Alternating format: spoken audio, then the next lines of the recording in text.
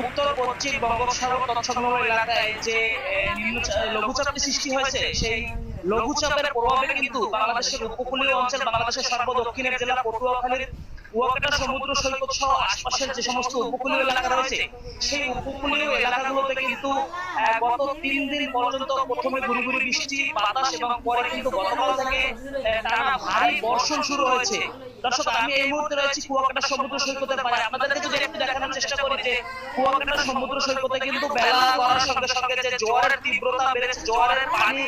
বাড়ার সাথে সাথে কিন্তু জোয়ারের তাণ্ডব বেড়েছে। আমরা কুয়াকাটা 0 পয়েন্টের যে সর্দার মার্কেটটি রয়েছে, সেই সর্দার মার্কেটের পাশে থেকে আপনাদের সঙ্গে যুক্ত হয়েছি। আপনারা জানেন যে সর্দার মার্কেটটি কিন্তু এর আগেও একাধিক সংবাদকর্মীরা এই মার্কেটটিকে ঝুঁকিপূর্ণ বলে ঘোষণা করেছে এবং ঝুঁকিপূর্ণ মার্কেট, লোহার অ্যাঙ্গেল এবং বাঁশের উপরে তৈরি সেই মার্কেট কিন্তু